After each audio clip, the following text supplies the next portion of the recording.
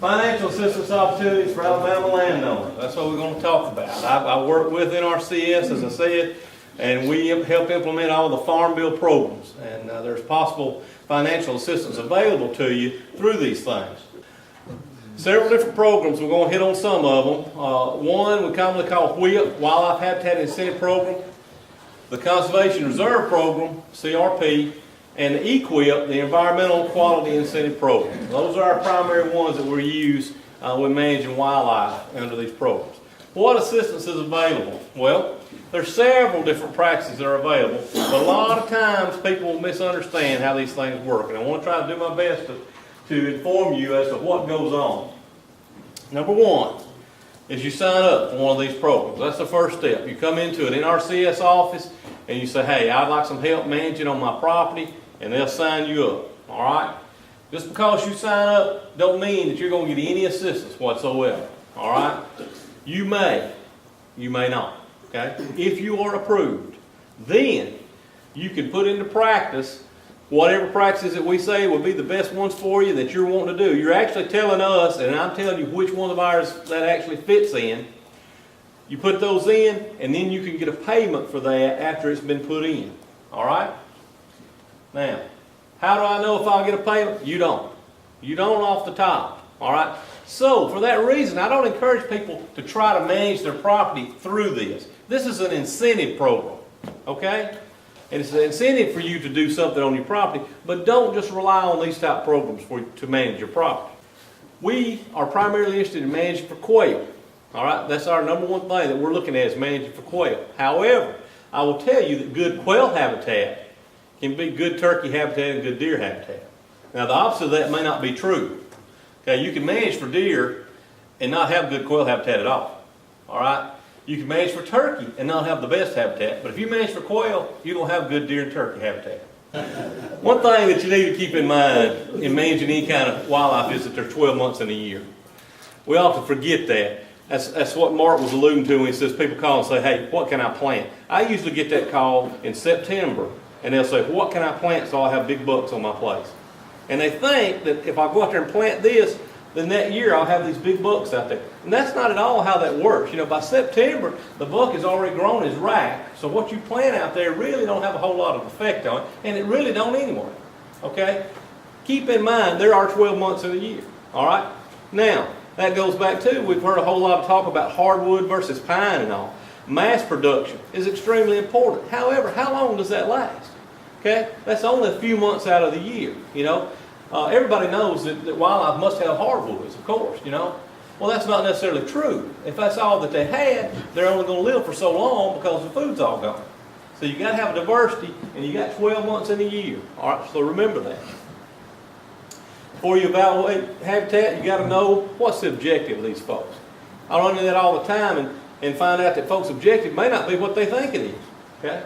We run into that a lot, and I need to know that when I'm dealing with somebody on one of these programs. What do you actually want to get to? The best thing you can do to limit predation on turkeys is provide optimum habitat. That's the way you do that. That's the way you handle predators. You will never do enough predator control to take care of that, okay? But the better habitat you have, the better turkey population you're going to have, and that's that simple. All right, what all is available? Optimum habitat can take you from that. We've seen that today, to that, and hopefully to this. That's where we want to get to. Non-native grasses do not provide early successional habitat. Non-native grasses, and get rid of is sort of a misnomer. We're going to do our best to eradicate that. You don't always do that in one step, okay? But you know, we can go in there with herbicide application, and then after you burn that down with herbicide, then you disc that. And you'll be surprised, and this was talked about earlier, Mark mentioned all this, about all the different seed that may be in your soil bank. And so that's a good practice that we have. And it improves early succession habitat, brood rearing habitat. Of course, there's several different ways that can be applied. Things like that. And this is what we want to get back, natural food. Another thing, and the reason you see this says WHIP, EQIP, because these are available under both of these programs. They both do pretty much the same thing, but there are two different pots of money. That's why we have them separate. Strip disking. Mark hit on this pretty hard. Strip disking is an excellent practice. I wrote an article here a while back, and the title was, "You don't get something for nothing," or "Something for Nothing," I think was the title. And that's the problem with strip disking is people think, I just can't believe it would be that good because, I mean, all it is you're going out there and you're disking. And that ain't doing it, that's not spending enough money to do any good. But that's not true, okay? I can tell you that the disking is a great tool, all right? You want a disc in the wintertime to get back what you want, but it's a great tool, all right? You know, just say no to the bush hog, okay? The bush hog, it has its place, and you can use that some, but if you got a place you think you probably ought to bush hog, I would recommend you disc it, okay? It's a better practice in most situations, not always. And none of this will we say always or never, do this or do that. You can't say that, okay? Because every situation is different. But in the majority of cases, as far as to get the kind of habitat I want, the disking is going to give you the habitat. Burning, as already been said, this is an excellent practice. It is. You know, I can't recommend it enough. We need more folks out there burning. We will cost share on burning, in which NRCS don't like to use the term cost share anymore, although it's sort of hard not to say because what we're doing is sharing the cost. But anyway, we will give you a payment, all right? You know, if you're approved and you can burn some property, then you will receive a payment on that. And we'll talk about that in a little more in a minute. Burning in woods and in open fields. Both of those things are eligible for under cost share program. Always use a certified burn manager, okay? Those people there. It's important that you use somebody that knows what they're doing, okay? So, you know, you can tell that guy he knows how to set something up, all right? So anyway, while I stand improvement is pre-commercial thinning, a pine. How many of y'all have seen a pine stand? You know, it's a loblolly stand, it's 3 or 4 years old, and it's just like that, okay? There's not a lot of good wildlife habitat there, okay?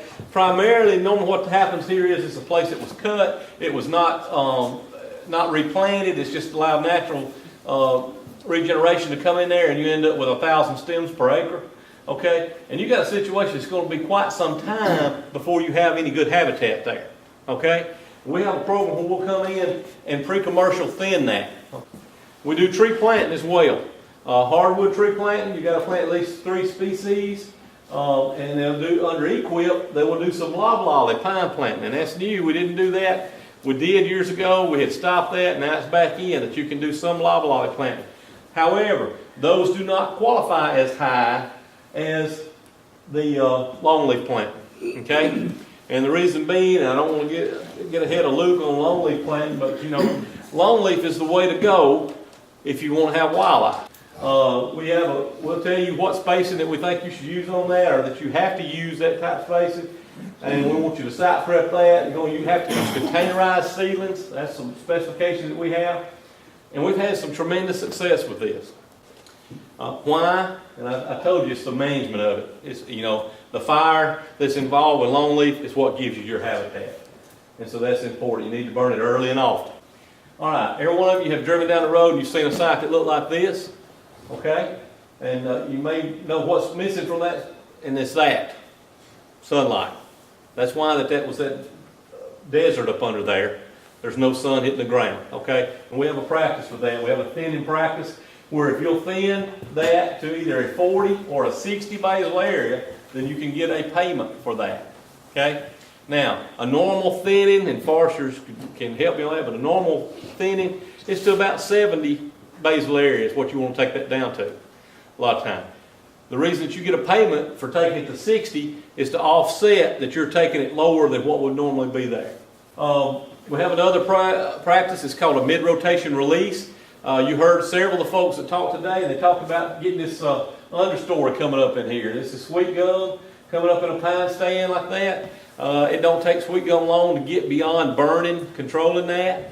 Now you've heard today some of the different type burns that you can do that will control it better than other type.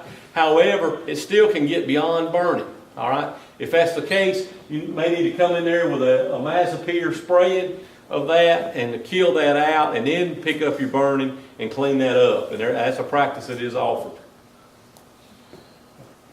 Native grass plantings are offered under some of our programs. You got to use multiple species. Of course, there's several to choose from. You know, and once again, a monoculture of anything is not necessarily good. We're not saying go out there and do all of your place in native grass. I'm not saying that, okay? But there's a lot of places that would benefit from having some native grasses on them.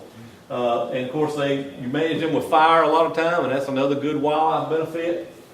And I have people that say, well, you know, I got cows, I can't get rid of this fescue. Well, actually, a lot of studies have shown that the native grasses will put on as much weight as any other exotic forage that you can find, okay? However, one thing you have to do is it will not tolerate grazing it to the ground like some other stuff will, okay? So that's one trade-off there. CRP, now this is a whole different kind of program. It's under the Farm Service Agency. However, we're the technical service providers on that. And basically, in a nutshell, what it is leaving a field border around the field that has, and let me tell you that to qualify under CRP, your property has to have a cropping history. That means that within 4 of the last 6 years, it had to be some type of crop. All right, so if you had a field, you've been planting that in corn or soybeans or whatever the case, and you decide, hey, I don't know if I want to do that anymore, then you can come, or even if you do, you can still come and take a border all the way around that field and take it out and leave it for wildlife, okay? Now, that border can be from 30 to 120 feet, okay? A lot of times, some of these fields we deal with, so good grief, if you take 120 feet all the way around the field, you take the whole field. Sometimes that's the case, okay? But what you would get, that's a 10-year program. You get a payment every year for having that, putting that property in there, okay? And of course that varies on how many acres it is and how much per acre, and each county is different on that. We also will create wildlife openings. That's in WHIP and EQIP will do that. Try and increase brood rearing. We like to use, sometimes we'll use bug spots or loading decks or whatever. The goal is to try to get your property up to 5% in opening, okay? For turkey, I recommend a whole lot more open than that, but that's the goal under these programs. Half of that, if you're under WHIP, 1/2 of that opening needs to be left in natural vegetation. Okay? We're going to talk about that a little more. Wide roadsides can be managed. Now that's something to keep in mind, and I know that Claude talked about that and Mark talked about that, is about using a roadside, and that's one of my favorite techniques to do. But people don't think about that when they think of opening. They don't think, well, he could be talking about going down the side of my road 60 feet or 120 feet, over here. Well, that's a great way to do that, as long as it's not visible from a public road or something like that. Okay, so that's a good way to do that. That gets a lot of use, very beneficial. It's great for if you have kids or your family. You take them out there and you get to see wildlife as you're going through your property, and that's what a lot of it's about. Okay, establishment of reseed legumes and application of lime. If you want to get your property lime, the field there, that we can do that, but you have to be establishing legumes there. So that means we're going to be planting some partridge pea. Normally is what we recommend on that. One other thing that's important under WHIP and EQIP is feral hog trap. And you say, well, what does that have to do with managing turkeys? And I can tell you it has a lot to do with managing anything you want to manage on your property. Because that's a destructive beast right there, okay? And he's going to tear up anything that you try to put together. He's going to tear it up, all right? They really do compete with anything on the property. And so if people, especially in this area, either don't have any or they're just starting to see some. That's the time to catch them, okay? Nip it in the bud, as Barney would say. That's the time to do it. Get rid of that because it's extremely destructive. There is a practice that's available for you on that to pay to have a hog trap constructed and put on your property, okay? So think ahead. If you want to use one of these programs, plan ahead. There's a lot of paperwork, okay? And if you sign up, there's no guarantee you'll be funded, okay? However, if you don't sign up, there's a guarantee you will not be funded.